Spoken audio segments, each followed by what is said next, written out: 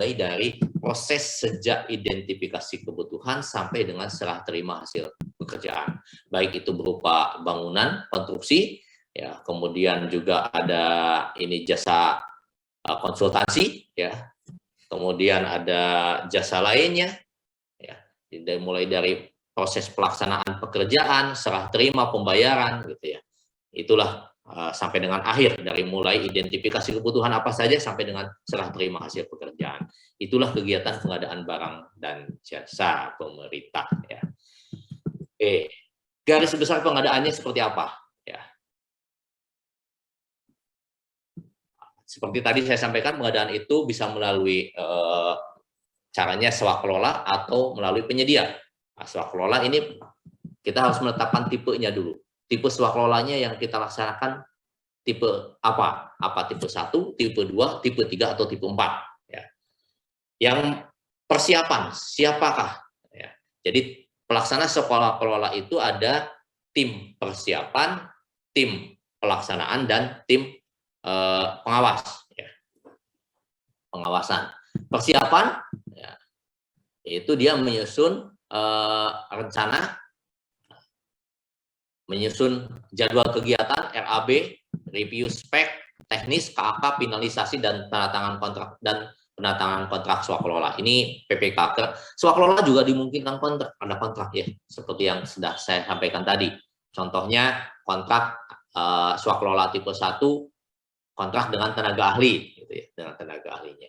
Atau misalnya ada pengadaan barang jasa, ada pengadaan ATK, ada pengadaan alat untuk swakelola, itu tetap melalui kontraktual, ya.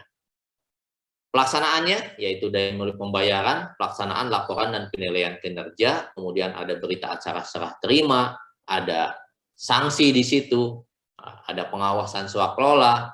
Pengawasannya meliputi pengawasan administrasi, pengawasan teknis, dan pengawasan keuangan. Nah, itu swakelola. Nanti dibahas lebih detail, ya, untuk pelaksanaan swakelola ini seperti apa, ya.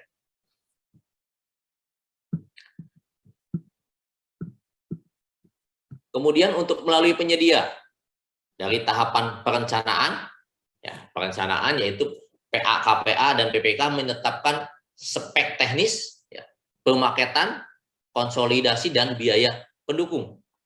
Ini dikenal ada konsolidasi pengadaan. Konsolidasi itu bisa adanya di ranah PA, bisa ada di ranah PPK, bisa ada di ranahnya UKPBJ. Jadi konsolidasi itu bisa di tiga organisasi pengadaan seperti itu. PA bisa mengkonsolidasikan pengadaan yang ada di PPK di bawahnya. Misalkan di bawah PA punya PPK ada 3 atau 4. Atau di bawah KPA misalnya ada PPK-nya ada 2 atau 3. Dilihat apakah ada pekerjaan sejenis atau tidak. Yang hampir mirip itu bisa digabungkan. Itu namanya konsolidasi pengadaan. Ya, pengadaan konsolidasinya di ranah PA. Kemudian konsolidasi di ranah PPK. Dia bisa melihat juga PPK. Apakah ini pengadaan ini bisa digabungkan atau tidak. Teman-teman yang awal-awal melakukan penggabungan konsolidasi ini, teman-teman di kesehatan. Di rumah sakit vertikal. Ya, awalnya untuk pengadaan stent jantung itu teman-teman hasil temuan awalnya, hasil temuan BPK, harganya kok beda-beda, padahal alat yang sama. Untuk menghindari itu, untuk mengurangi perbedaan tersebut, maka dilakukanlah konsolidasi pengadaan. Jadi pengadaan dari beberapa rumah sakit untuk pengadaan stent jantung gabungan, proses pengadaannya 1 kali. Kontraknya banyak sesuai dengan rumah sakitnya. Kemudian konsolidasi juga bisa di ranahnya UKPBJ, ya. UKPBJ melihat, UKPBJ kan menerima permohonan tender dari beberapa SKPD, ya, dari beberapa PPK.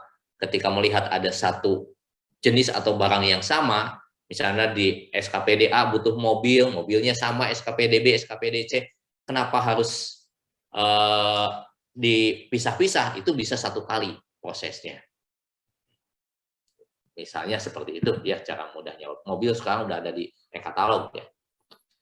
Kemudian yang selanjutnya, ini proses pelaksanaan. Nah, ini di proses perencanaan nih, PA, PKPA, spek teknis, RAB, pemaketan, konsolidasi, dan biaya pendukung. Yang kadang lupa ini biaya pendukung. Biaya pendukung itu untuk apa saja? Untuk biaya survei, honor-honor, untuk mamin, untuk perjalanan dinas, itu di situ muncul. Pelaksanaan pengadaan melalui penyedia.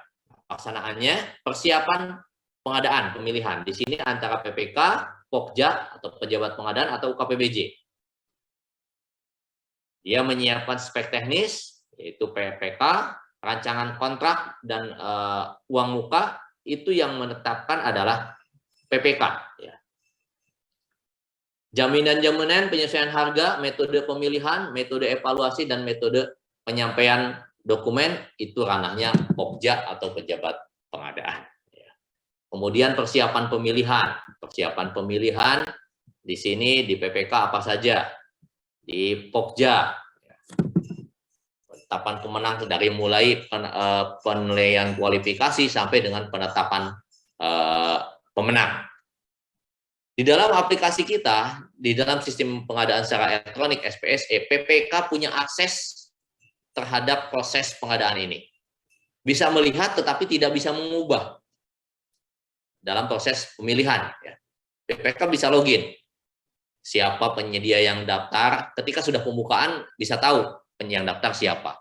Kemudian proses pemilihannya, evaluasinya PPK bisa tahu. Bisa download, cuman dia tidak bisa mengubah. Ya. Sebelum ke proses pemilihan penyedia, di sini antara Pokja dan antara PPK dan Pokja bisa melakukan review terhadap rencana pengadaan. Review. Pada saat review, kalau ada yang harus memerlukan, misalnya memerlukan perubahan spek teknis, perubahan HPS, rancangan kontrak, maka PPK melakukan perubahan terhadap hal tersebut. Melakukan perubahan terhadap spek teknis, terhadap HPS maupun terhadap rancangan kontrak. Apabila memang itu diperlukan. Kemudian juga sesudah proses pemilihan, ketika sudah ada pemenang, di sini juga dilakukan review oleh PPK. Kalau ini rencana pengadaan dari PPK direview oleh Pokja, di sini hasil pemilihan direview oleh PPK. PPK mereview hasil pemilihan ini. Pemilihan ini apakah sudah sesuai dengan aturan atau tidak? Prosesnya. Apakah sudah betul-betul terbuka? Apakah tidak ada lagi diskriminasi? Gitu. Persyaratan-persyaratan yang diskriminatif atau tidak? Di situ PPK mereview. Makanya tadi di awal sesi sempat ada pertanyaan, kenapa kalau ada masalah yang ranahnya Pokja kok ditanyakan ke PPK? Gitu ya. Disinilah karena ada kewajiban review. Kalau ada kesalahan, misalnya kesalahan yang bisa Bapak Ibu sebagai PPK melihat di dalam proses pemilihan, Bapak bisa menolak SPPBJ. Ketika proses pemilihan ini tidak sesuai dengan aturan, PPK bisa menolak SPPBJ. Kalau PPK sudah sepakat dengan hasil yang ditetapkan oleh Pokja, maka PPK bisa tekan SPPBJ. Ya, di sini. Sudah tekan SPPBJ ditandatangani, diserahkan kepada penyedia, disinilah mulai pelaksanaan kontrak. Jadi, pelaksanaan kontrak itu dimulai sejak SPPBJ ditandatangani. SPPBJ tandatangani, jaminan pelaksanaan diserahkan oleh penyedia kepada PPK, tekan kontrak. Tekan kontrak, disitulah masa pelaksanaan pekerjaan. Di situ ada pemberian uang muka, ada pembayaran prestasi pekerjaan, ada penyesuaian harga, ada penghentian kontrak, ada peristiwa kahar. Itu dalam pelaksanaan kontrak. Yang terakhir yaitu serah terima hasil pekerjaan. Sehingga ini kalau sudah serah terima bisa dimanfaatkan, yaitu pemanfaatan barang dan jasa. Itu ya Bapak Ibu sekalian. Secara garis besar pemilihan melalui penyedia seperti itu. Saya yakin Bapak Ibu sudah paham betul ya. Uang lingkupnya sudah jelas, intuisi penggunanya KLPD, anggarannya bisa APBN, APBD, pinjaman hibah dana luar negeri atau pinjaman hibah dalam negeri ya. Jenis pengadaannya tadi sudah saya jelaskan ya, barang, pengadaan konstruksi, jasa konsultasi, jasa lainnya, dan bisa dilakukan secara terintegrasi. Artinya bisa ketika pengadaan itu terintegrasi bisa sekaligus. Ada konstruksinya, ada konsultannya, ada pengadaan barangnya, ada jasa lainnya di situ. Itu pekerjaan terintegrasi. Contohnya pengadaan terintegrasi, pengadaan teknologi informasi ya yang satu kesatuan sistem. Nah ini ya pekerjaan rancang bangun, kemudian pekerjaan IT solution, kemudian EPC, engineering procurement construction dari mulai perencanaan, pengadaan sampai dengan pembangunan pelaksanaan konstruksinya. Pekerjaan pembangunan, pengoperasian dan pemeliharaan itu bisa mencakup ini pekerjaan-pekerjaan terintegrasi. Jadi dia mencakup pengadaan barangnya, konstruksinya, kemudian jasa lainnya, konsultansinya. Itu pengadaan barang terintegrasi. Yang selanjutnya Bapak Ibu sekalian, nah ini cara pelaksanaan yaitu bisa swakelola, bisa melalui penyedia ya. Swakelola tadi sudah saya jelaskan. Tujuan PBJ juga sudah saya sampaikan tadi. Kemudian kebijakan PBJ meningkatkan kualitas perencanaan pengadaan barang dan jasa tadi sudah saya sampaikan juga ya. Kebijakan pengadaan barang dan jasa dan prinsip-prinsipnya ini tidak akan saya bahas, etika juga tidak akan saya bahas. Lalu ke aspek hukum dalam pengadaan barang dan jasa. Aspek hukum dalam pengadaan barang dan jasa, Bapak Ibu sekalian. Nah, dalam pengadaan barang dan jasa itu aspek hukum administrasi dan aspek hukum keperdataan. Ya. Wilayah hukum administrasi dari mana? Dari mulai persiapan pengadaan barang dan jasa sampai dengan penetapan penyedia barang dan jasa.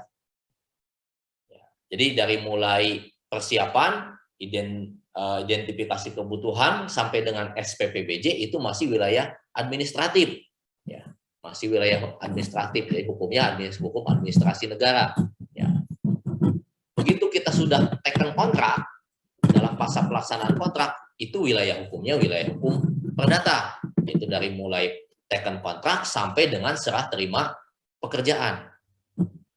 Cuman Bapak Ibu sekalian, dari kedua wilayah administratif ini, ketika itu ada fraud, ada suap, ada markup, ada piknik, ada kolusi, maka itu masuk ke ranahnya wilayah hukum pidana. Nah, jadi wilayah hukum pidana itu masuk di kedua wilayah ketika itu memang ada markup, ada suap, ada fiktif, ada kolusi, itu masuk ke ranah hukum pidana. Jadi ketika pelaksanaan kontrak ada sengketa antara penyedia dengan PPK itu hukum perdata masuknya, enggak ke pidana.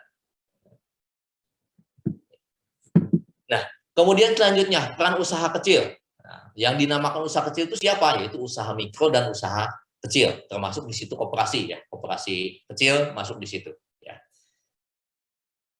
Dengan aturan yang baru, ini peran usaha kecil ini lebih diperluas, yaitu dengan usaha kecil diberikan kesempatan untuk pengadaan barang dan jasa sampai dengan nilainya 15 miliar ya. Sampai 15 miliar itu usaha kecil diperuntukkan untuk usaha kecil. SKPD, PPA, KPA memaksimalkan paket-paket untuk usaha kecil.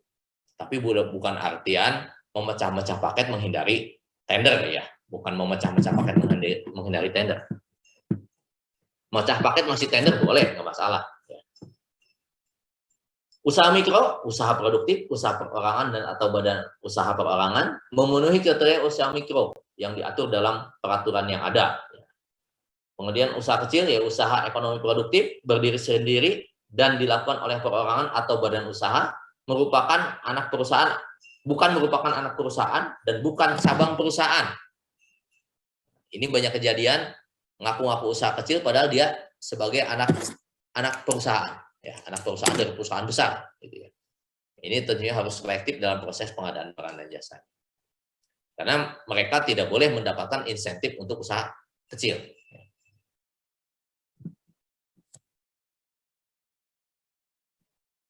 Memberikan kesempatan kedua pada UMKM, yaitu mengalokasikan paling sedikit 40% dari nilai anggaran belanja yang dikelola untuk penggunaan produksi usaha kecil atau koperasi dan hasil produksi dalam negeri.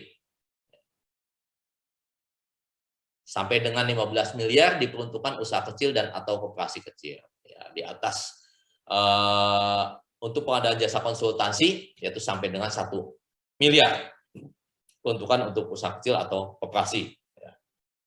Pagu pengadaan tersebut dikecualikan untuk pekerjaan yang memang menuntut kompetensi teknis yang tinggi, gitu ya, yang tidak dapat dipenuhi oleh usaha kecil. Usaha kecil dia tidak mampu memenuhi kompetensi teknis tersebut, maka boleh usaha non kecil turut serta dalam pengadaan barang dan jasa tersebut. Nah, penggunaan barang dan jasa dalam negeri ini ranahnya di Pokja ketika menyusun evaluasi, ya, menyusun evaluasi akhir, penghitungan harga evaluasi akhir.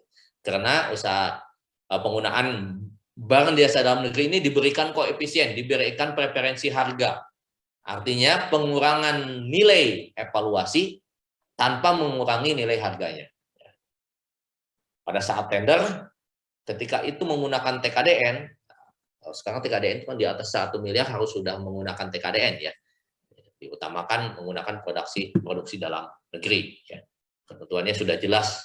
Bapak Ibu bisa mengetahui barang jasa apa saja yang sudah mengandung TKDN, bisa kita masuk ke websitenya Kemenperin, ya, kemenperin.go.id. Di situ ada TKDN tiap barang, ya. Bisa di searching. Nah, penggunaan TKDN ini tujuannya yaitu untuk memaksimalkan penggunaan produk-produk dalam negeri. Memaksimalkan produk dalam negeri, yaitu penggunaan komponen dalam negeri, tingkat komponen dalam negeri dikalikan dengan preferensi harga untuk evaluasi akhirnya. Ketika ada hasil evaluasi yang sama, maka yang TKDN-nya paling tinggi dia jadikan pemenang. Dia hasil evaluasi ini tidak merubah harga penawaran, hanya merubah nilai evaluasi saja. Harga penawarannya tetap sama. Kemudian sustainable procurement, pengadaan berkelanjutan. Pengadaan yaitu yang punya tujuan untuk mencapai nilai manfaat yang menguntungkan secara ekonomis.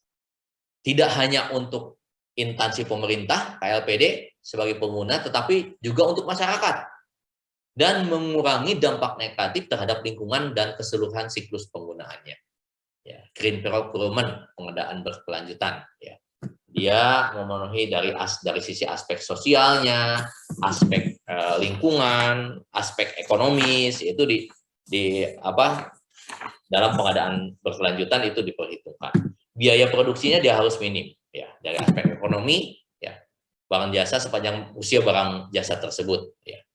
Kemudian aspek sosial, di situ ada pemberdayaan usaha kecil, jaminan kondisi kerja yang adil, ada pemberdayaan atau komunitas usaha lokal, ada kesetaraan, ada keberagaman, itu aspek sosialnya.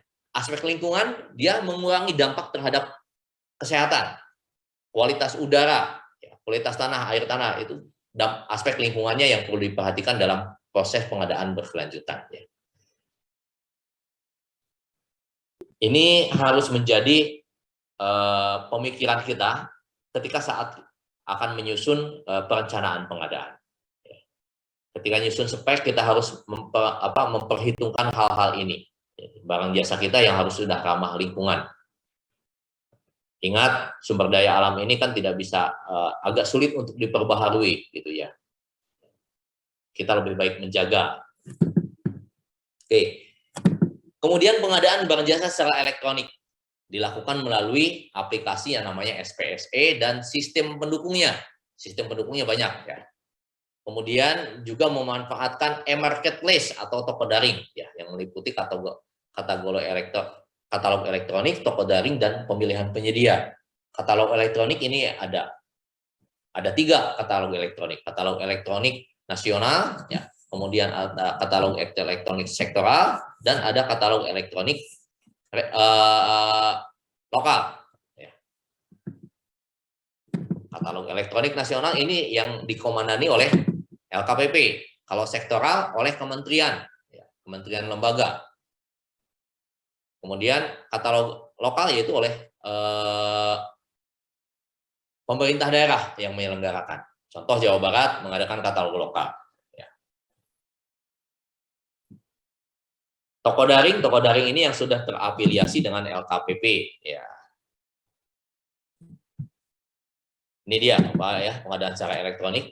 KL Pemda dia membutuhkan barang bisa melalui ini e-marketplace PBJ LKPP, ya, yang sudah tergabung dengan e-marketplace-nya LKPP. Ada katalog elektronik, ada toko daring, ada pemilihan penyedia. Ya. Di sini penyedia masuk di situ. Ya. Pemilihan penyedia yaitu pemilihan penyedia untuk masuk ke katalog elektronik. Ya. Bisa melalui tender, bisa melalui penugasan, gitu ya, bisa melalui negosiasi, ya, untuk masuk ke dalam katalog elektronik. Ya ini ya, katalog elektronik nasional yang mengelola adalah LKPP, sektoral oleh kementerian lembaga, lokal oleh pemerintah daerah. Jawa Barat sudah punya, ya, Jawa Barat misalnya berinisiasi untuk gabung dengan MB Market, gitu ya. Kemudian kabupaten kota juga bisa bikin katalog elektronik ini. Jadi yang sudah ada di katalog elektronik, misalnya ditetapkan oleh pemerintah daerah wajib menggunakan katalog elektronik, maka PPK harus mempertimbangkan itu untuk menggunakan katalog elektronik. Ya. Bapak Ibu sudah pernah buka katalog elektronik? Atau ada yang belum pernah? Ada yang belum pernah buka katalog elektronik? Sekali-kali coba dibuka katalog LKPP. Ya. Katalog LKPP di googling ya, googling katalog LKPP nanti muncul itu katalog. Tinggal klik saja katalognya LKPP. Apa saja yang barang yang ada di situ. Jangan-jangan barang yang kita butuhkan sudah ada di katalog. Gitu. Untuk login ke situ Bapak Ibu ketika sudah punya user SPSE tidak perlu bikin user lagi karena sudah SSO ya. Jadi dia akunnya berguna untuk login di katalog elektronik juga. Bapak Ibu sebagai PPK bisa login di LPSE Jabar, lalu masuk ke aplikasi e-procurement lainnya. Di situ ada e-katalog, ya, ada e-katalog. Tinggal masuk aja ke e-katalog ke menu production di situ. Ini katalog elektronik, ya. Kemudian pelaku penyelenggara katalog elektronik. Penyelenggaranya LKPP, KLPD, ya. LKPP ya untuk katalog nasional, KLPD untuk KL untuk katalog sektoral, kepala daerah untuk katalog lokal. Pejabat pembuat komitmen dia yang meng-create untuk pembelian di atas 200 juta. Pejabat pengadaan untuk pengadaan di bawah 200 juta. Penyedia katalog. Ini juga tentunya ketika akan melakukan pengadaan secara elektronik, di RUP-nya sudah dipilih bahwa pengadaannya itu melalui e-purchasing, ya, melalui katalog elektronik. Pengelolaannya ini, pengelolaan katalog elektronik, dalam katalog elektronik itu mencantumkan informasi barang. Jadi speknya sudah ada di situ. Dia ada pembaruan data, setiap periodik dilakukan pembaruan data. Monitoring dan evaluasi terhadap penyedia-penyedia dalam e-katalog. Jadi Bapak Ibu jangan sungkan ketika ada penyedia e-katalog tidak menyampaikan barang, tidak melaksanakan pekerjaan sesuai dengan SP surat pesanan, itu bisa diajukan ke LKPP, ya, diadukan. Dia bisa di blacklist nanti atau turun tayang, ya, turun tayang.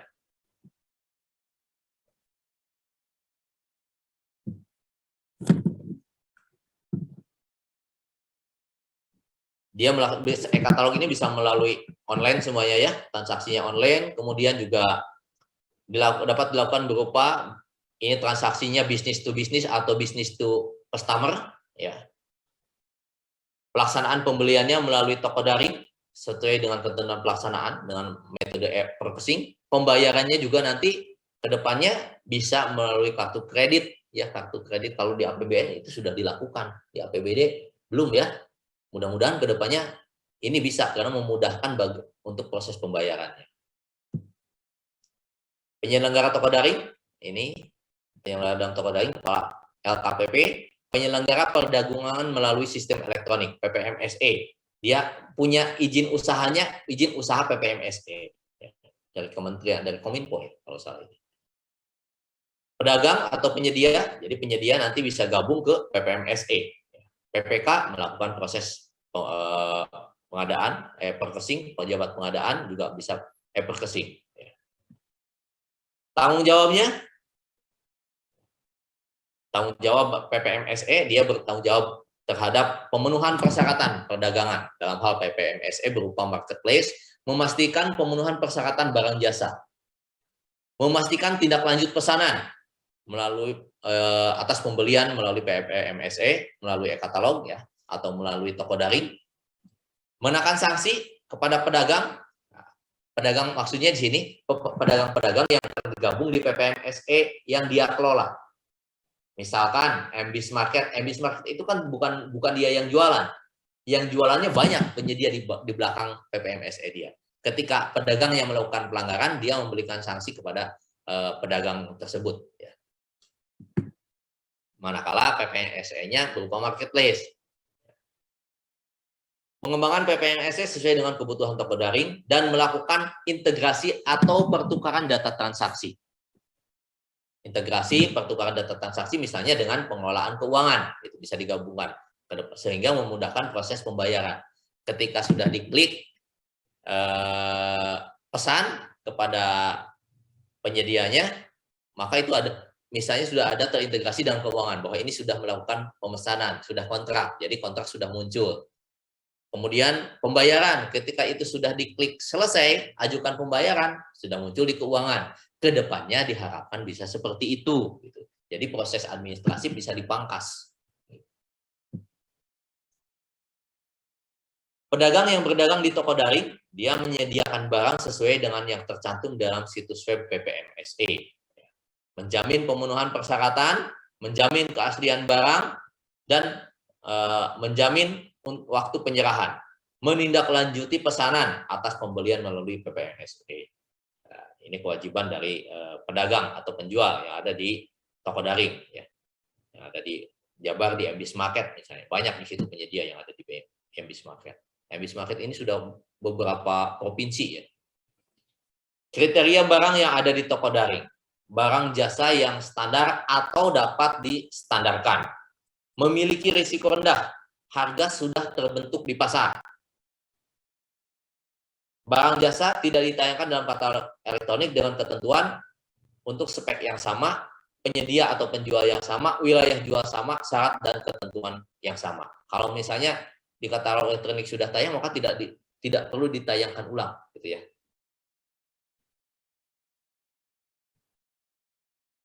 Jadi barangnya tidak ada di katalog elektronik, dia bisa di toko daring. Kalau ada di katalog elektronik ya jangan masuk di toko daring dong gitu. Sudah ada di katalog. Gitu ya. Oke. Pemilihan penyedianya untuk katalog elektronik seperti ini ya. Oh, mohon maaf pilihan penyedia prosesnya ada untuk pengadaan barang, konstruksi jasa lainnya, bisa juga untuk jasa konsultansi, barang jasa lainnya. Bisa pengadaan langsung, ya. Penunjukan langsung, tender cepat, tender dan e-purchasing. Ini ya, metode pemilihannya. Konsultan, seleksi, pengadaan langsung, tunjuk langsung. Itu proses pemilihan penyedia. Yang melakukannya siapa? Yang melakukannya bisa pejabat pengadaan atau pokja pemilihan. Pejabat pengadaan untuk nilai sampai dengan 200 juta, untuk barang konstruksi jasa lainnya sampai 100 juta jasa konsultansi. Di atas itu dilakukan oleh pokja pemilihan. E-purchasing sampai 200 juta itu oleh pejabat pengadaan, di atas itu dilakukan oleh PPK. Layanan SPSE seperti ini Bapak Ibu sekalian, dia fungsinya ini pengenalan saja. Saya yakin Bapak Ibu malah sudah lebih tahu ya, karena sudah sering akses aplikasi SPSE. Ketika Bapak Ibu mau create tender, pasti login ke LPSE-nya ya, login ke SPSE-nya. Persiapan pengadaan di situ sudah dimasukkan dari mulai HPS, spek. Ketika Bapak Ibu akan meng-create paket, itu wajib di-upload. HPS-nya wajib di-input. Kalau tidak di-input, sistem nolak.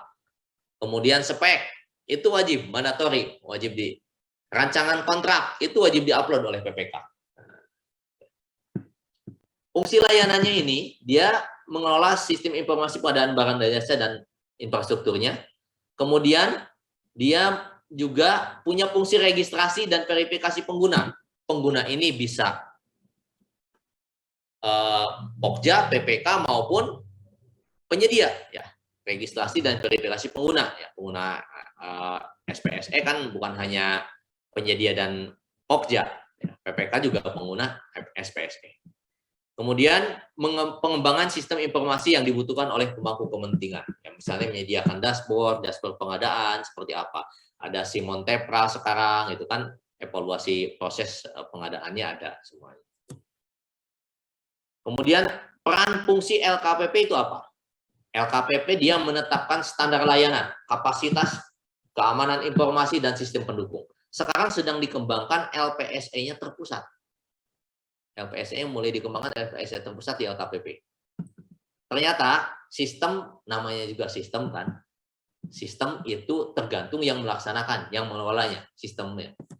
Kalau pengelola SPSE-nya tidak amanah, tidak punya integritas, dia bisa saja melakukan kecurangan di aplikasi.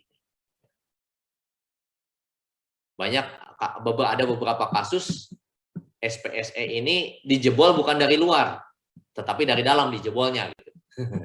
Dijebolnya dari dalam, bukan dari luar. Kalau LPSE Jabar, saya yakin sudah cukup bagus. Sudah bagus, cukup LPSE Jabar. Kemudian LKPP juga melakukan pembinaan dan pengawasan layanan pengadaan secara elektronik. Ini kewenangan LKPP. Kemudian ini tampilan interface website LPSE. Sudah pernah lihat Bapak Ibu masuk ke website LPSE? Saya yakin pernah semuanya ya, yang ada di sini ada teman-teman yang ikut Bintek ini. Kalau yang belum pernah, coba login, masuk ya. Masuk aja ke LPSE Jabar prop.go.id. Itu muncul tampilan, sekarang udah menggunakan SPSE-nya versinya yang terbaru ya. Versi 4,5 ya. Versi yang terbaru SPSE-nya. SPSE ini dikembangkan terus-terusan oleh LKPP ya.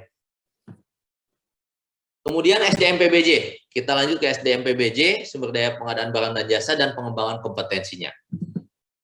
Pengelola PBJ yaitu di dalam aturan Perpres 16 disebutkan pengelola PBJ adalah pejabat fungsional yang diberikan tugas tanggung jawab, wewenang dan hak secara penuh oleh pejabat yang berwenang untuk melaksanakan pengadaan barang dan jasa. Jadi pengelola PBJ ini dia fungsional ya. Di UKPBJ ini ada. Di manakah dia kedudukannya? Apakah hanya di UKPBJ? Tidak. Bisa juga di SKPD juga bisa ada pengelola PBJ. Ya. Atau personel lain, yaitu ASN, prajurit TNI atau anggota Polri yang diberikan tugas tanggung jawab wewenang dan hak secara penuh oleh pejabat yang berwenang untuk melaksanakan kegiatan PBJ. Jadi tadi pengelola PBJ, kalau pengelola PBJ itu sudah pasti pejabat fungsional karena japung pengelola PBJ. Ya. Kalau personel lain, Bapak Ibu bisa masuk di situ. Ya. Yang penting dia memiliki kompetensi di bidang PBJ. Ya. Kalau pengelola PBJ dia berkedudukannya di UKPBJ. Untuk proses pemilihan tadi yang disampaikan bagaimana untuk menunjuk Pokja. Nah, untuk menunjuk Pokja ini kewenangannya ada di UKPBJ, kepala UKPBJ. Tentunya dengan aturan atau aturan main dan SOP yang sudah ditetapkan oleh unit organisasi tersebut. Kemudian sumber daya perancang kebijakan dan sistem pengadaan barang dan jasa. Ini adanya di LKPP yang merancang kebijakan ya. Sumber daya yang melaksanakan perancangan kebijakan dan pengembangan sistem pengadaan barang dan jasa wajib mendapatkan pelatihan terkait dengan bidang pengadaan barang dan jasa agar setiap kebijakan yang dirancang oleh SDM tersebut sesuai dengan filosofi, dasar-dasar serta regulasi yang menjadi fundamental dari pengadaan barang dan jasa tersebut. Jangan sampai aturan-aturan atau regulasi yang dirancang itu jauh dari kenyataan, jauh panggang daripada api misalnya ya. Aturannya ke A, pelaksanaannya ke B. Nah, harusnya makanya perancang ini dia harus tahu persis proses pengadaan barang dan jasa itu seperti apa. Sehingga dia bisa merancang untuk yang idealnya PBJ itu seperti apa. Kemudian sumber daya pendukungnya. Sumber daya pendukung yang ada di sini ada advokasi dan pendampingan pengadaan barang dan jasa. Ada Probidi Advisor PBJ. Kebetulan saya masuk di situ, Probidi Advisor. Kemudian ada mediator, konsiliator, arbiter, pada layanan penyelesaian sengketa kontrak. Ada mediator PBJ, konsiliator atau arbiter PBJ, juga ada PKA. Bapak Ibu nih kalau minat nanti bisa masuk ke PKA bisa, ke Probidi Advisor bisa gitu ya. Dewan anggota sengketa non konstruksi, dewan anggota sengketa konstruksi, kemudian dan SDM keahlian tertentu yang terkait dengan proses PBJ, ahli kontrak, ahli kontrak juga bisa masuk di situ. Pengembangan kompetensinya, ini harus mengetahui pengembangan kompetensi bagi SDM PBJ, ya tentunya sesuai dengan kriteria atau kompetensi yang dibutuhkan. Pekerjaan apa yang dilaksanakan, misalnya PPK, kompetensi PPK, maka dia harus ikut diklat kompetensi PPK. Bapak Ibu kalau mau ikut diklat kompetensi PPK bisa daftar di PPSDM LKPP. Silakan buat user, buat akun di PPSDM LKPP. Ya. Nanti Bapak Ibu bisa daftar di situ, daftar diklat kompetensi PPK. Ya. Supaya keahlian Bapak Ibu tersertifikasi, nanti punya sertifikat kompetensi. Pengembangan kompetensi SDM PBJ, ini kita lanjut lagi ya. Nah ini, standar kompetensi yang dikembangkan oleh LKPP, ada standar kompetensi PPK, pejabat pengadaan, pokja pemilihan, kompetensi kepala UKPBJ, dan kompetensi pengelola LPSE. Kepala UKPBJ, dia di situ wajib memahami proses pengadaan barang dan jasa. Jangan sampai kepala UKPBJ tidak tahu proses pengadaannya. Kasihan ya. Nanti ya karena kan kalau ada apa-apa biasanya PPK nanyanya ke UKPBJ.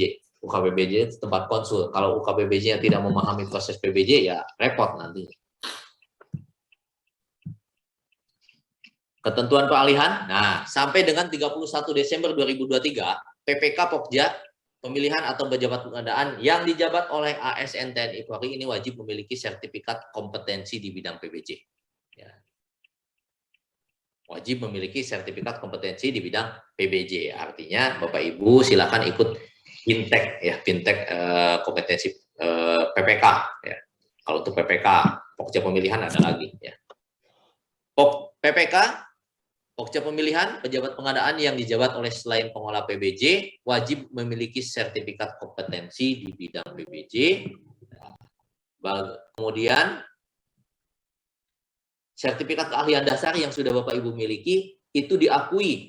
Ya, diakui sampai dengan 31 Desember 2023. Selanjutnya harus wajib sertifikat kompetensi. Salah satu caranya sekarang ini mengikuti Bintek ini, nanti Bapak Ibu tinggal ikut Bintek di LKPP untuk kompetensi PPK. Mudah-mudahan bisa difasilitasi oleh BPSDM Jabar ya untuk Bintek kompetensi ini. Ada ujian khusus ya, ujian kompetensinya, kompetensi PBJ untuk PPK. Kelembagaan, ini UKPBJ, tugasnya menyelenggarakan dukungan PBJ, fungsi UKPBJ seperti ini Bapak Ibu sekalian, yaitu pengelola pengadaan barang dan jasa, pengelolaan layanan PBJ secara elektronik, pembinaan SDM dan kelembagaan, pelaksanaan pendampingan, konsultasi dan atau bimbingan teknis, pelaksanaan tugas lain yang diberikan oleh Menteri atau KLPD. Ya. Jadi ketika Bapak Ibu konsul ke UKPBJ, maka UKPBJ wajib memberikan pendampingan atau hasil konsultasinya seperti apa, memberikan advis terhadap SKPD atau terhadap PPK. Kalau ada masalah bersuratlah kepada UKPBJ biar UKPBJ memberikan saran-sarannya seperti apa. Karena di situ berkumpul pejabat-pejabat fungsional pengadaan, ya, pengelola pengadaan berkumpul di UKPBJ. Fungsinya ini, ya, Bapak Ibu sekalian, fungsi dari UKPBJ. Kemudian perangkat organisasi UKPBJ, ada kepala UKPBJ, kemudian, nah ini UKPBJ ini satu-satunya yang tidak salah satu yang tidak penyederhanaan organisasi ya, UKPBJ ini, baik di provinsi, di kabupaten kota, tetap ada, jadi tetap struktural dia. UKPBJ, kemudian ada bidang yang melaksanakan fungsi pengelolaan PBJ, kemudian bidang yang melaksanakan tugas fungsi pengelolaan pengadaan secara elektronik, ada yang pembinaan SDM, konsultasi dan teknis, ini bisa disatukan ya. Kemudian di situ ada kelompok jabatan fungsional PBJ. Ya. Fungsional ini dia bisa bertugas nanti sebagai Pokja yang ditugaskan oleh Kepala UKPBJ. Tingkat kematangan UKPBJ yang ini tidak perlu saya bahas lebih lanjut ya. Pengawasan pengadaan barang dan jasa. Ini dalam pengawasan PBJ dimulai dari pemenuhan nilai manfaat yang sebesar-besarnya terhadap tadi value for money, kemudian kepatuhan terhadap aturan, kemudian pencapaian TKDN. Ini yang dua nih, kemudian penggunaan produk dalam negeri, ini yang kadang-kadang masih belum pada saat pengawasan ini belum maksimal. Pencapaian TKDN dan penggunaan produk dalam negeri. Ini seolah-olah belum dilaksanakan pengawasan dengan baik. Ya.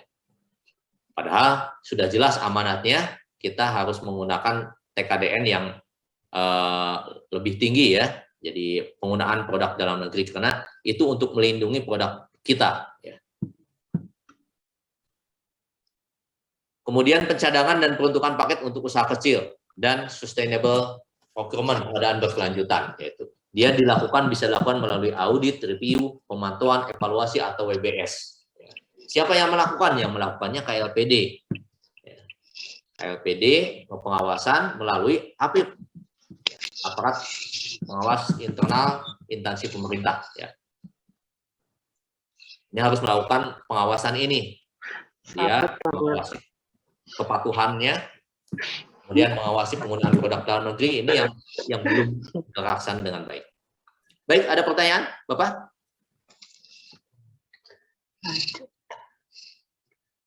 Silakan kalau ada pertanyaan, Bapak Ibu sekalian.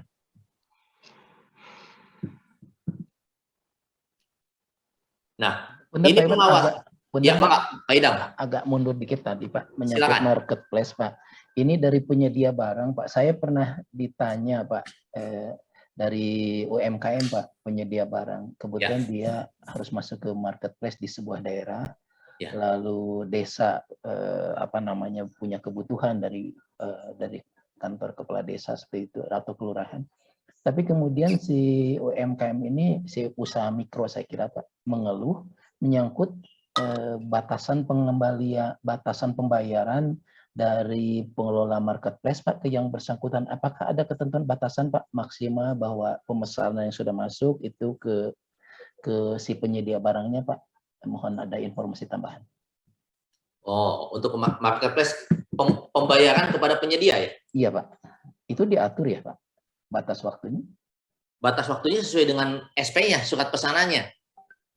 Ya. Saya waktu itu tidak bisa menjawab karena saya tidak tahu masuk ke marketplace yang untuk yang usaha mikro itu, Pak, UMKM. Marketplace gimana? Kalau tidak salah yang MBIS Market itu sudah lebih bagus, Pak. Ya, itu lokal, Pak, di kabupaten, Pak, bukan MBIS. Oh, bukan MBIS. Jadi marketplace lokal ya? Iya, Pak. Daerah mana, Pak, yang udah ada? Di Sumedang, Pak. Sumedang udah punya marketplace lokal ya, bagus juga, Pak.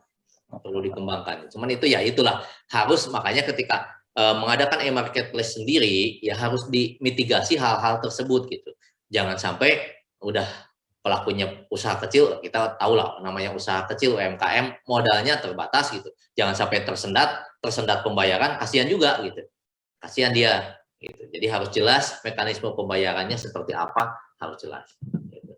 Jangan sampai merugikan dia gitu ya. Kalau terlambat dia didenda, giliran pembayarannya telat, dia nggak dapat apa-apa gitu. Nah, itu. Sekarang di marketplace itu pengadaan e-purchasing, kemudian di bela pengadaan itu kan pengadaannya sekarang lebih tinggi nilainya, Pak. Iya, kalau dulu kan cuma 50 juta ya bela pengadaan, sekarang 200 juta, lebih tinggi, lebih besar untuk bela pengadaan. Jadi mekanisme itu memang diatur di dalam kontraknya untuk proses pembayarannya seperti apa. Ya, dalam SP-nya ya. Kalau mulai marketplace kan SP, purchase order, PO ya. Pesanan. Izin Pak Iwan? Iya, mangga silakan, Pak. Saya Sip Sudarsono, Pak. Ini berkaitan dengan sekolah. Kan ada pembangunan yang disebut swakelola. Nah, tapi swakolanya dilaksanakan oleh satuan pendidikan. Yang saya tahu kan swakola itu ada 4 jenis, tapi saya lihat kalau dilaksanakan oleh pihak sekolah itu tidak masuk jenis 1, 2, 3, 4 gitu Pak. Bagaimana ini solusinya Pak? Terima kasih. Pembangunan dilakukan oleh satuan Jadi pendidikan. gini, ada seperti pembangunan RKB, ya diswakelolakan katanya begitu. Akhirnya dikelola oleh sekolah dengan menunjuk itu. Pada yang saya tahu kan swakelola itu ada 4 jenis, tapi setelah saya amati tidak satu pun jenis di sana masuk yang diswakelola oleh satuan pendidikan gitu Pak. Karena mereka juga tidak punya kemampuan di bidang itu. Tapi ini sudah berlangsung dan kita juga akan mengarahkan mereka agar sesuai dengan aturan yang ada.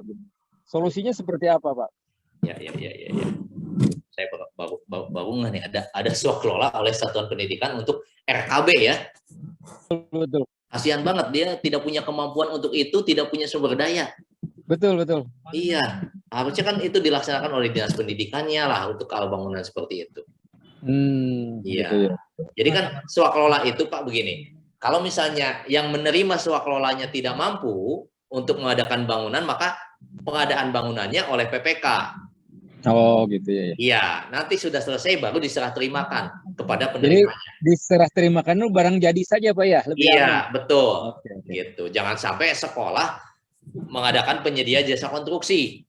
Iya, dia pengawasan juga mengawasi hanya nggak janteng aja Pak, nungguan bangunan. Iya, akhirnya kan jadi apa? Tahu. Jadi ATM nantinya Pak, kasihan kepala sekolah jadi ATM. Oke, makasih Pak ini. Dibacakan searea, kasihan gitulah. Iya. Oke.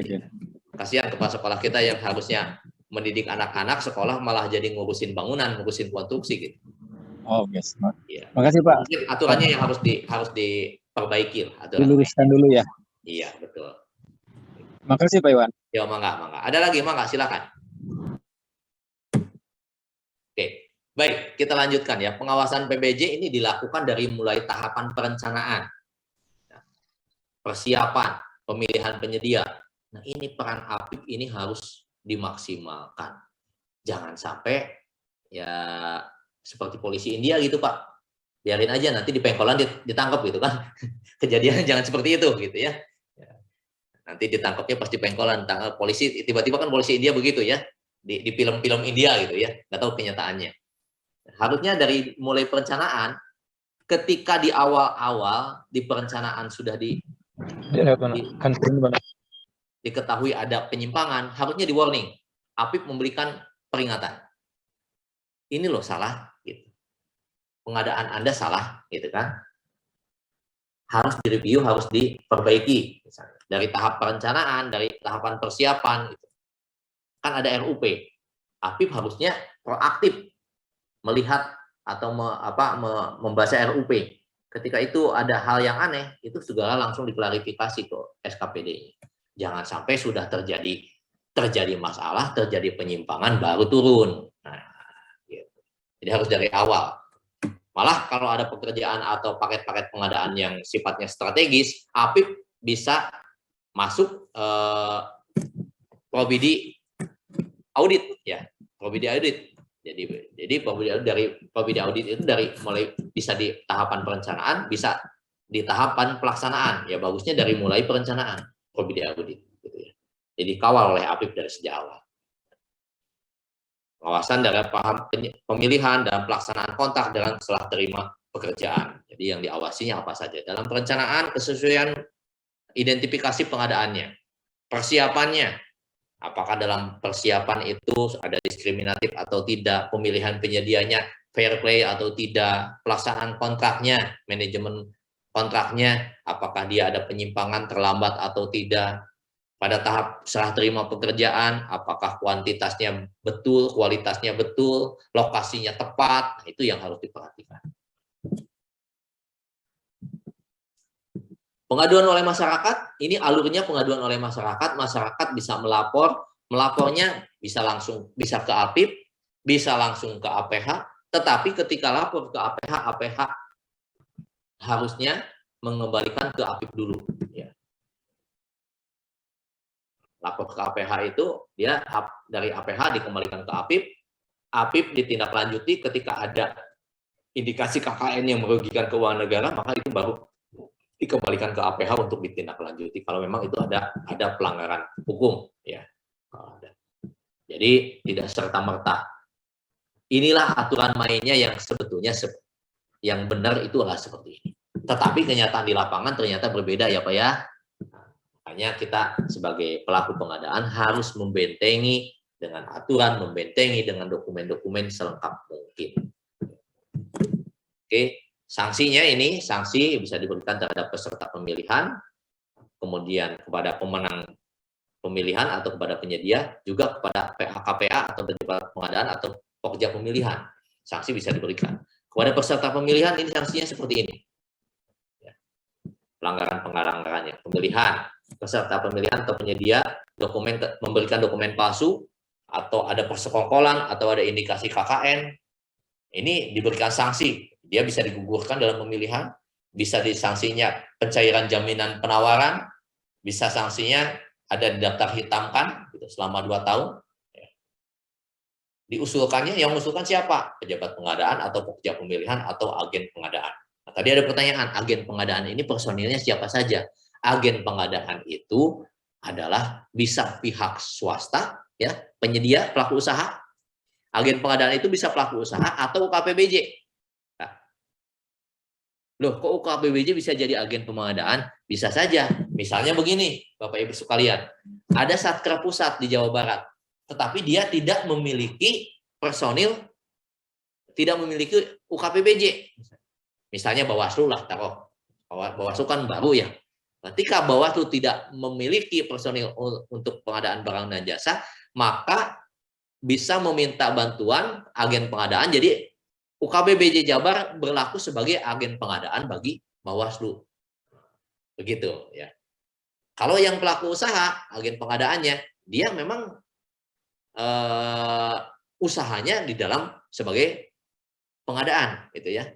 Dia bisa bertindak sebagai PPK-nya, dia bertindak juga sebagai UKPBJ-nya. Juga bertindak dalam pengawasannya gitu ya. Itu agen pengadaan. Jadi agen pengadaan ini bisa oleh pelaku usaha, bisa oleh UKPBJ.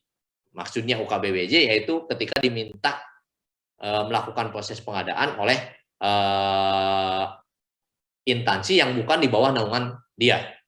Misalnya instansi vertikal meminta bantuan kepada UKPBJ Jawa Barat untuk proses tender. Nah, UKPBJ Jabar ini dia bertindak sebagai agen pengadaan dari instansi vertikal yang memintanya. Proses ini kepada peserta pemilihan, jika dia mengundurkan diri, maka sanksinya itu pencairan jaminan penawaran, bisa didaftar hitamkan juga ya. Kemudian pada proses pemilihan, dia mengundurkan diri sebagai pemenang, diberikan sanksi pencairan jaminan penawaran, diberikan sanksi daftar hitam, yaitu didaftar hitamkan. Pada tahap pelaksanaan kontrak, dia tidak menyelesaikan kontrak, tidak melaksanakan kontrak, tidak menyelesaikan pekerjaan, atau tidak melaksanakan kewajiban dalam masa pemeliharaan. Sanksinya itu jaminan pelaksanaan atau jaminan pemeliharaannya dicairkan. Dia tidak melaksanakan kontrak, tidak menyelesaikan pekerjaan, jaminan pelaksanaannya dicairkan. Ya, dicairkan. Atau tidak melakukan pemeliharaan untuk pekerjaan konstruksi, maka sama, jaminan pemeliharaannya dicairkan. Dan diberikan sanksi daftar hitam. Yang mengajukannya adalah PPK. Yang mengajukannya PPK. Pada pelaksanaan kontrak, menyebabkan kegagalan bangunan, atau menyerahkan jaminan yang tidak dapat dicairkan, melakukan kesalahan dalam perhitungan volume, menyerahkan barang yang kualitasnya tidak sesuai dengan kontrak, atas hasil audit, ya, terlambat menyelesaikan pekerjaan. Maka terhadap poin ini, kegagalan bangunan, jaminan yang tidak dicairkan, kesalahan dalam perhitungan volume, dia harus mengganti kerugian sebesar nilai kerugian yang ditimbulkan. Kalau misalnya kurang volume, maka dia wajib memenuhi volumenya. Kelebihan bayar, kembalikan kelebihannya. Kualitasnya tidak sesuai, dia wajib mengganti barang yang sesuai dengan kualitas. Tidak dapat menyelesaikan pekerjaan sesuai dengan kontrak, dia kenakan sanksi yaitu denda. denda keterlambatan 1/mil dari nilai kontrak atau nilai bagian kontrak. Nah, ini bahasa nilai kontrak dan nilai bagian kontrak ini agak seksi Bapak Ibu sekalian. Nanti besok deh dibahas lebih detail ya. Yang mana sih yang namanya bagian kontrak, mana sih yang nilai kontrak. Secara garis besar yang disebut dengan bagian kontrak itu manakala pekerjaan itu bisa dimanfaatkan sebagian. Itulah bagian kontrak. Tetapi kalau pekerjaan itu tidak bisa dimanfaatkan sebagian-sebagian dan harus selesai seluruhnya baru bisa dimanfaatkan, maka denda atau sanksinya itu dari nilai kontrak. Untuk e-katalog, sanksinya apa? Yaitu dia dokumen atau keterangan palsu, indikasi persekongkolan, indikasi KKN, maka sanksinya digugurkan dalam pemilihan penyedia e-katalog ya. Diberikan sanksi daftar hitam, mengundurkan diri dengan alasan yang tidak bisa diterima atau tidak menandatangani kontrak katalog, sanksinya didaftar hitamkan 1 tahun. Yang mengusulkan siapa? Yaitu Pokja Pemilihan, pejabat pengadaan, agen pengadaan atau pejabat pembuat komitmen. Ditetapkan oleh KLPD yang menetapkan sanksinya. Kepada penyedia di e-purchasing, di e-katalog tidak memenuhi kewajiban, maka dia diberikan sanksinya, yaitu dia bisa diturunkan turun tayang, ya. Penghentian sementara sistem transaksi e-purchasing selama 6 bulan. Untuk pelanggaran kontrak dikenakan sanksi penurunan pencantuman penyedia di katalog elektronik selama 1 tahun. Jadi bisa turun tayang dia. Ya. Maka ketika ada pelanggaran, penyampaian dokumen atau keterangan palsu atau ada indikasi persekongkolan, UKPBJ melaporkan pidana terhadap pelanggaran tersebut. Ada KKN, maka dilaporkan oleh UKPBJ. Sanksi kepada PA, KPA, PPK. Ini sanksi yang dilakukannya. Yang pertama, ketika ada pelanggaran lalai melakukan perbuatan yang menjadi kewajibannya atau melanggar fakta integritas berdasarkan putusan KPPU atau peradilan umum atau PT UN, maka dia diberikan sanksi. Yang pertama bisa sanksi administratif. Yang kedua bisa diberikan sanksi hukuman disiplin ringan, sedang atau berat, tergantung dari recording in progress. Dari pelanggaran yang dia lakukan. Jadi untuk pejabat pengadaan, kalau PA, KPA, Pokja Pemilihan, PPK, kalau dia melakukan pelanggaran, maka dia dikenakan sanksi. Bahkan kalau dia terbukti KKN, maka dia bisa dikenakan sanksi pidana. Sanksi kepada penyelenggara swakelola.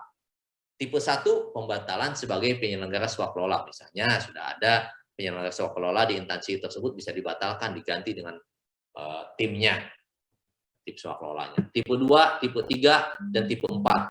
Sanksinya yaitu pembatalan sebagai pelaksana swakelola. Ada pelanggaran, misalnya dari pelaksana swakelola, instansi pemerintah lain, ormas, Poknas, gitu. Ketika melakukan pelanggaran, maka dia bisa dihentikan, dibatalkan sebagai pelaksana swakelola. Daftar hitam nasional. Nah, PA KPA menayangkan informasi peserta pemilihan penyedia yang dikenakan daftar hitam dalam daftar hitam nasional. Yang menyelenggarakan daftar hitam nasional ini adalah LKPP. Setelah PA KPA menerima keputusan bahwa itu masuk daftar hitam, maka PA KPA mengumumkannya di dalam daftar hitam nasional. Bagaimana mekanisme penetapan daftar hitam? Ini mekanismenya seperti ini. PA KPA mengusulkan, yaitu pengusulan kalau sudah ada penyedia yang akan usulkan kepada KLPD. Ya. Tentunya kalau kita di daerah kepada kepala daerah. Ya. Diusulkan kepada KLPD, kemudian pemberitahuan kepada penyedianya. Penyedia diberitahu bahwa Anda didaftar hitamkan. Penyedia bisa menunjukkan keberatan. Kemudian pemerintahan rekomendasi, pemeriksaan usulan, dan penetapan. Ini prosesnya, ya. Proses terhadap bagaimana menetapkan sanksi daftar hitam. Ya. Kemudian pelayanan hukum bagi pelaku PBJ. Di dalam aturan Perpres 16/2018, di situ ada perlindungan hukum bagi pelaku PBJ sangat berbeda dengan aturan yang lama. Kalau aturan lama itu sampai dengan proses penyidikan, tetapi di aturan yang baru itu sampai dengan tahapan putusan pengadilan. Itu harus didampingi ya, pendampingan hukum. Pendampingan hukum ini kewajiban dari Kementerian KLPD ya. Pelaku pengadaan, PA-KPA, PPK, Pokja yang terkena permasalahan hukum terkait PBJ wajib diberikan pelayanan hukum oleh KLPD. Ini yang mungkin perlu kita dorong kepada pemerintah daerah. Karena kenyataannya, Bapak Ibu sekalian, yang saya tahu, ketika sudah tersangkut hukum, kasihan teman-teman PA, KPA, pejabat pengadaan, ketika sudah tersangkut hukum ditinggalkan sendirian. Ini makanya untuk didorong lah kepada Pemda untuk supaya proaktif dalam pelayanan terhadap perlindungan hukum terhadap pelaku pengadaan ya. Jadi diberikan dia pendampingan kepada PA-KPA yang tersangkut masalah PBJ. Yaitu di pelayanan hukum ini diberikan sejak proses penyidikan hingga tahap putusan pengadilan. Minimal menyediakan penasihat hukumnya. Penyedia, ormas, pokmas, penyelenggara sekolah, dan pelaku usaha sebagai agen pengadaan tidak termasuk. Nah, ini mah pelayanan hukum tidak termasuk untuk yang seperti ini ya. Untuk penyedia, ormas, pokmas, penyelenggara sewa kelola, pelaku usaha sebagai agen pengadaan tidak termasuk dalam pelaku pengadaan yang mendapatkan pelayanan hukum dari KL Pemda. Jadi yang mendapatkan pelayanan hukum dari KL Pemda itu hanya PA, KPA, PPK, Pokja, pejabat pengadaan, dan pelaksana swakelola yang ada di instansi pemerintah. Itu yang diberikan pelayanan hukum. Kemudian, tidak jarang Bapak Ibu sekalian dalam proses pengadaan barang dan jasa, beberapa waktu yang lalu saya mendampingi teman-teman ketika tersangkut masalah sengketa pelaksanaan PBJ, sengketa kontrak ya, antara penyedia dengan PPK. Menurut ketentuan dia harus dikenakan sanksi. Penyedia sanksinya bisa pencairan jaminan, bisa denda, gitu kan, daftar hitamkan, gitu ya. Ketika dia ada sengketa di situ atau pelaksanaan pekerjaan ada sengketa, maka dia bisa memilih penyelesaian sengketanya. Pemilihan penyelesaian sengketa ini harus sudah jelas dari sejak awal. Ketika PPK menyusun draft kontrak, ingat Bapak Ibu sekalian, ketika PPK menyusun draft kontrak, di situ di bagian akhir di dalam LDP ya, bukan IKP, bukan interaksi kepada peserta, tapi di LDP, di lembar data pengadaan, di situ ada di bagian akhirnya penyelesaian sengketa. Rata-rata ditulis di situ tidak jelas, ambigu. Jadi di situ tertulis penyelesaian sengketa ada layanan penyelesaian sengketa kontrak, garis miring arbitrase, garis miring pengadilan. Tidak dipilih, padahal itu harusnya dipilih. Bapak Ibu harus memilih dalam draft kontrak itu. Apakah kalau ada sengketa akan diselesaikan di mana? Apakah diselesaikan di layanan penyelesaian sengketa kontrak LKPP, atau melalui arbitrase, atau melalui pengadilan, atau melalui Dewan Sengketa Konstruksi kalau pengadaan konstruksi. Itu harus jelas, harus dicantumkan di dalam draft kontraknya PPK. Nah, ini yang suka lupa, Pak. Entah lupa, entah tidak tahu gitu ya. Sekarang saya ingatkan itu dalam menyusun draft kontrak. Nanti besok ada pembahasan mengenai menyusun kontrak yang baik bagaimana. LKPP menyelenggarakan layanan penyelesaian sengketa kontrak. Layanan penyelesaian sengketa kontrak di LKPP itu gratis, tidak dipungut biaya. Berbeda ketika kita meminta bantuan arbitrase. Ketika meminta arbitrase BANI, Badan Arbitrase Nasional Indonesia, itu pasti ada biayanya. Atau melalui pengadilan, itu juga pasti ada biaya. Hanya kalau ke LKPP. LKPP itu gratis, tidak dipungut biaya. Dewan Sengketa Konstruksi ini diatur melalui peraturan menteri yang membenahi pekerjaan umum dan perumahan rakyat. Dewan Sengketa Konstruksi ini sudah muncul di Undang-Undang Nomor 2 tentang jasa konstruksi, ya, sudah muncul di situ. Jadi untuk konstruksi itu sedapat mungkin diselesaikan oleh Dewan Sengketa Konstruksi. Ketika ada ranah pidananya, baru masuk ke pidana, tidak diselesaikan di Dewan Sengketa. Kemudian yang selanjutnya ada pembinaan kepada penyedia. Jangan hanya pegawai negeri sipil saja yang sebagai pengelola PBJ yang dibina, tetapi penyedia pun harus melakukan pembinaan. Diharapkan dengan adanya pembinaan ini, output yang diberikan oleh pelaku usaha dapat memberikan manfaat yang maksimal.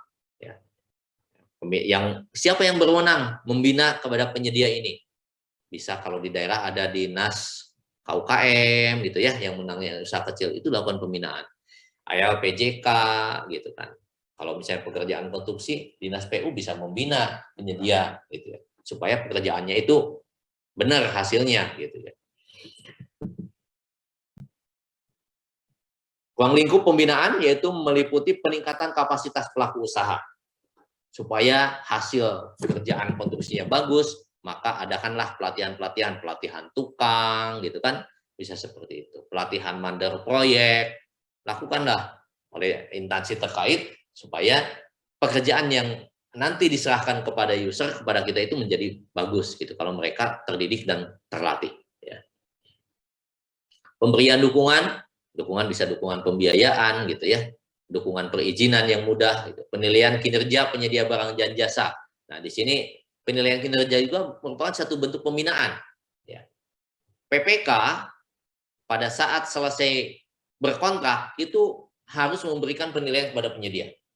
Penilaiannya bisa berupa dia tepat waktu, misalnya tepat kualitas, atau penyelesaian lebih cepat. Nah, itu salah satu penilaian kinerja penyedia. Sekarang sudah mulai dikembangkan di SPSE. Kemudian yang terakhir, yang merupakan juga bagian dari pembinaan, yaitu pengenaan sanksi daftar hitam. Sanksi daftar hitam ini juga sama pembinaan. Karena sudah tidak bisa dibina, jadi didaftar hitamkan dulu lah, biar dia melakukan perbaikan untuk ke depan. Oke, Bapak Ibu sekalian, ada pertanyaan sampai di sini? Ada yang perlu didiskusikan? Silahkan. Mungkin Pak Iwan, saya nanya dikit boleh? Ya, makasih, silahkan. Ini Pak, terkait dengan daftar hitam. Kan ada beberapa yang memang kasus beberapa paket kemarin telat gitu ya keluar untuk yang informasi terkait dengan daftar hitam. Jadi ada beberapa memang penyedia-penyedia yang mengerjakan paket-paket di kita itu menang di beberapa paket gitu ya. Padahal memang sebetulnya ada keterlambatan terkait dengan pengumuman. Pengumuman terkait daftar hitam. Nah, mengantisipasinya kita sebagai PPK itu seperti apa, Pak? Karena memang daftar hitam itu seperti seperti menjadi momok yang nggak begitu bagus ya, apalagi untuk penyedia-penyedia. Iya. Dan seringkali mereka tuh pinter gitu Pak, penyedia itu. Jadi ada beberapa paket di kita tuh dia bisa selesaikan, tapi dia mangkrak di beberapa paket yang lain. Nah, itu seringkali terjadi dan memang kalau kita lihat, kita sebagai PPK pasti akan menyalahkan Pokja Pak. Kenapa kok bisa ya penyedia kayak gitu bisa mengerjakan beberapa paket gitu ya. Dengan screening diharapkan mereka tuh sebetulnya punya modal awal untuk menyelesaikan paket. Nah, sebetulnya apakah memang kita punya satu tools yang bisa menyeleksi gitu Pak ya? Karena kan memang sampai sekarang itu yang penting hasil evaluasi administrasi mau teknisnya dia lewat gitu ya, lulus, tapi kita nggak tahu sebetulnya kapasitas finansial perusahaannya seperti apa. Karena memang tools yang kita miliki sampai sekarang itu masih belum bisa menyaring pengusaha-pengusaha secara terkualifikasi. Iya, jadi banyak banget Pak paket. Nah, itu kira-kira seperti apa Pak? Oke, baik. Kita nih sebagai PPK remind karena mereka kan Pokja mengerjakan sesuai dengan SOP, tapi masih banyak seringkali terjadi itu terkait dengan hubungannya nanti dia masuk ke daftar hitam karena mereka kan akan memiliki satu tenggang waktu 2 tahun yang mereka nggak bisa ikut paket. Itu aja dulu Pak. Kasih. Lanjut Pak Iwan, lanjutan dengan Bu Lisa. Ini terkait ini Pak, pernah punya pengalaman saat jadi PPK di pembangunan gedung misalnya adalah bahwa satu ada dari sisi personil, orang yang muncul itu beralih-alih Pak. Ada yang dari dia bekerja di pengawas, di konsultan pengawas Pak, lalu juga ada yang di perencana begitu Pak, gusar geser Pak. Dia pakai bendera yang beda-beda Pak. Dan itu juga saya kira apakah yang macam itu menjadi sesuatu catatan tersendiri karena pada saat telah administratif dari Pokja kan dengan sedemikian rupa juga sepanjang tidak catatan, tetapi ada juga konsekuensi pada saat yang bersama menjalankan di beberapa tempat tentu akan ada kesulitan. Dan kedua, kami pernah mengalami sebuah kondisi bahwa apa yang disampaikan Bu Lisa barusan bahwa soal bonabilitas Pak, bonabilitas itu di situ sejumlah pekerjaan yang bersamaan dibatasi misalnya, tetapi menyangkut soal cash flow nih Pak, cash flow yang bisa melihat bahwa kekuatan keuangan itu ini tidak jarang juga menyangkut soal siasat Pak, ada siasat bahwa perusahaan induknya di sebuah tempat, lalu di tempat lain menjadi cabang usaha dengan ada notaris macam itu. Gimana sebenarnya Pak itu kondisi-kondisi itu bisa mengurangi? Karena pada akhirnya PPK juga dibuat pusing sampai antara perusahaan dan partner di belakangnya itu sendiri juga akhirnya dicari-cari Pak untuk segera selesai dan ujungnya tidak mengurangi risiko dari mangkrak kerja. Terima kasih Pak. Oke, baik. Terima kasih Pak Idam. Ini ada dua pertanyaan yang senada ya, sejurus lah, hampir mirip semuanya. Jadi berkaitan erat benar-benar. Memang betul ya, aturan main untuk pengadaan kita itu sekarang itu dipermudah. Di satu sisi memudahkan penyedia, di satu sisi menyusahkan bagi PPK dalam pengelolaan. Contoh tadi mengenai bonabilitas.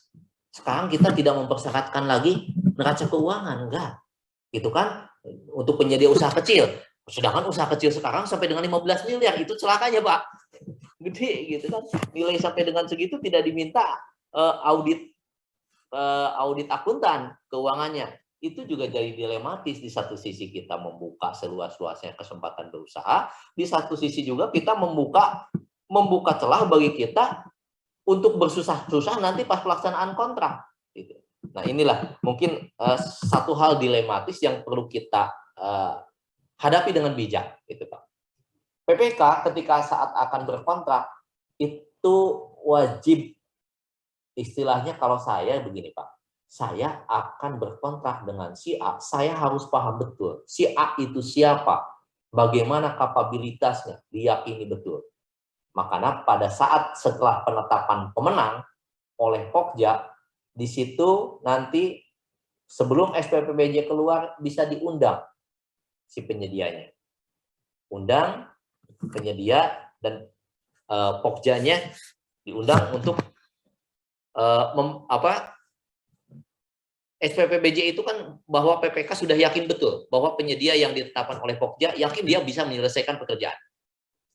Nah, jadi PPK saat akan mengeluarkan SPPBJ, sebelum melalui SPPBJ bisa mengundang dulu penyedianya. Mana penyedianya? Dilihat dulu. Jangan sampai menyerah. Kalau untuk pengadaan barang yang ringan mungkin bisa langsung ya Pak ya. Yakin kepada hasil pekerjaan Pokja. Kadang-kadang kan Pokja juga melakukan evaluasinya tidak detail juga gitu. Padahal seharusnya kan detail. Cuman masalahnya di aturan sekarang tidak seperti itu.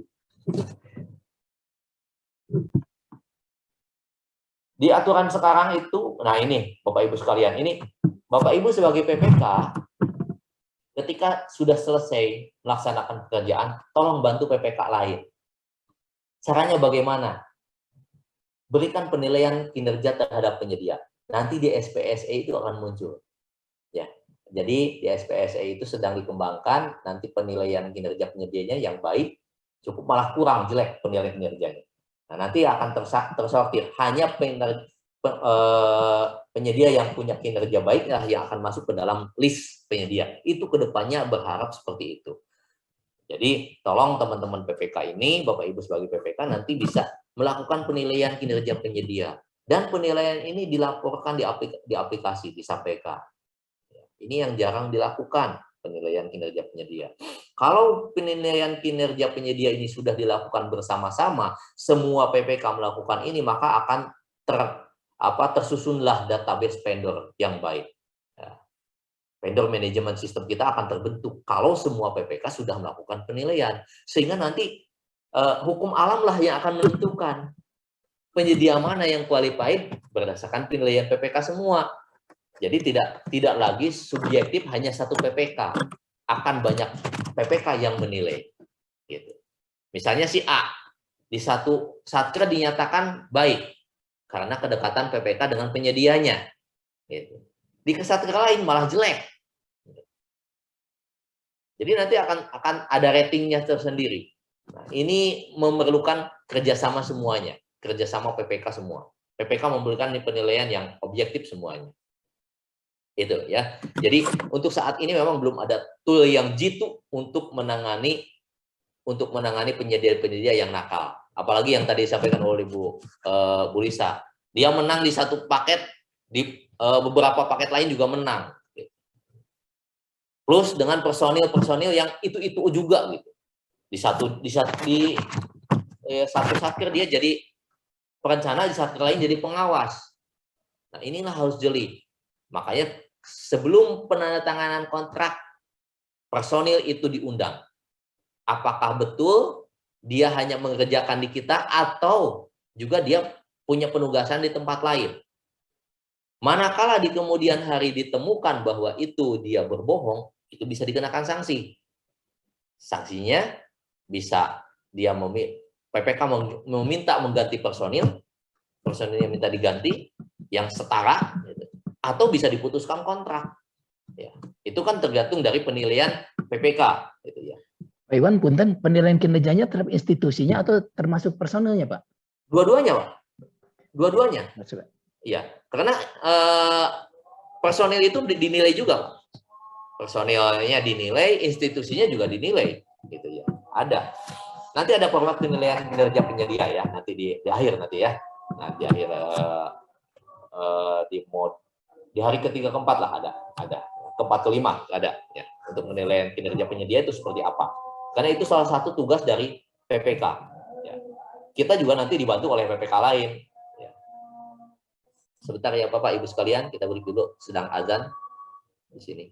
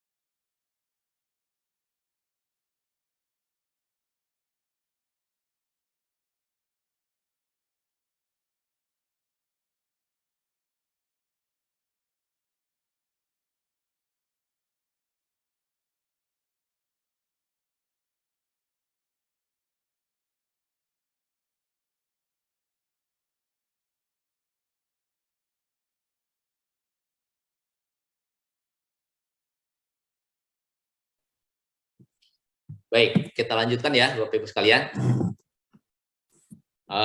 Tadi kaitan dengan yang tadi ya, tools bagaimana untuk mengatasi misalnya penyedia-penyedia yang nakal ya, terkait dengan daftar hitam gitu ya.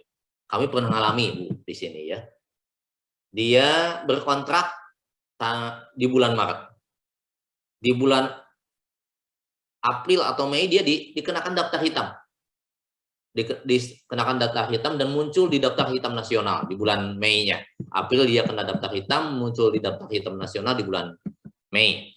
Kalau kondisi seperti itu, ketika dia berkontrak dengan kita belum daftar hitam, maka dia bisa dilanjutkan ya. Kontraknya tinggal dilanjutkan saja, tidak masalah, bisa dilanjutkan. Dilanjutkan kontraknya. Cuman bagi PPK ini udah warning, udah memberi lampu kuning ya untuk PPK. Berarti PPK harus ekstra ketat mengawasi pelaksanaan pekerjaan. Karena di tempat lain sudah didaftar hitamkan. Jadi kontraknya itu dilanjut saja kalau yang seperti itu. Nah, kejadian lain di beberapa daerah ada penyedianya yang nakal. Sudah jelas didaftar hitamkan, tapi belum diumumkan dia sudah menerima pemberitahuan daftar hitam, menerima pemberitahuan daftar hitam, SK penetapan sebagai daftar hitamnya dia sudah terima, tapi dia masih tetap ikut tender di tempat lain. Nah, kita kan pegang fakta integritas. Ada fakta integritas. Jadi kalau di kemudian hari diketahui bahwa dia itu memang dikenai sanksi daftar hitam, dia berkontrak dengan kita, jadi daftar hitamnya sebelum kontrak, atau sebelum pemilihan penyedia dia sudah didaftar hitamkan, tapi dia tidak jujur, maka itu bisa dikenakan sanksi. Ya. Dikenakan sanksi, sanksinya dia pekerjaannya dia tidak boleh untung sama sekali. Nanti ada deh di akhir ya, di serah terima pekerjaan dan di modul nanti di hari ke-4 ke-5 ada itu ya, pembahasan itu ya. Nanti dibahas tersendiri. Begitu ya Bu ya. Jadi untuk yang daftar hitam ini memang sampai saat ini masih banyak ada penyedia-penyedia yang nakal. Jadi kita sebagai PPK ketika menerima penetapan pemenang dari Pokja, kita juga selain percaya apa yang dikerjakan oleh Pokja, kita juga bisa mengecek di daftar hitam nasional. Cek di daftar hitam nasional, apakah perusahaan tersebut didaftar hitamkan atau tidak.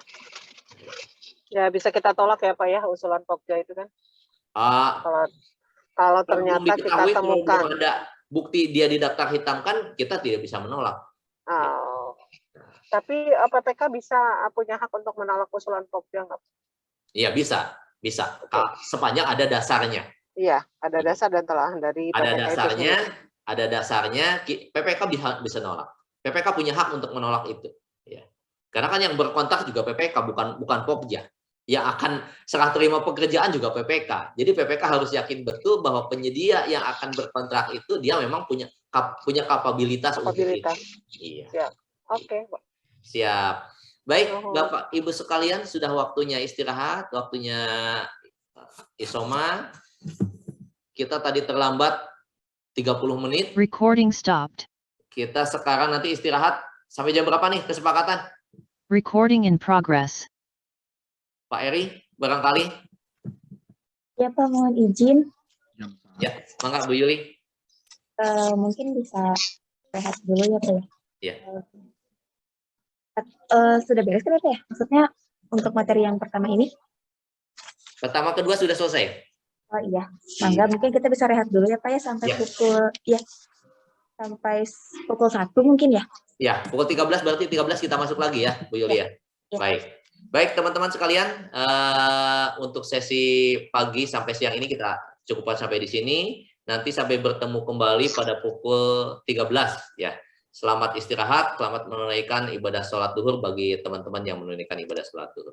Terima kasih atas perhatiannya. Mohon maaf atas segala kekurangan. Billahi taufiq wal hidayah. Wassalamualaikum warahmatullahi wabarakatuh. Waalaikumsalam warahmatullahi wabarakatuh.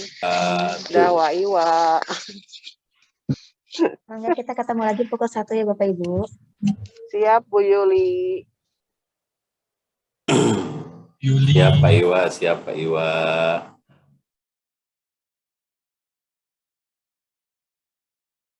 Ngopi dulu, Pak.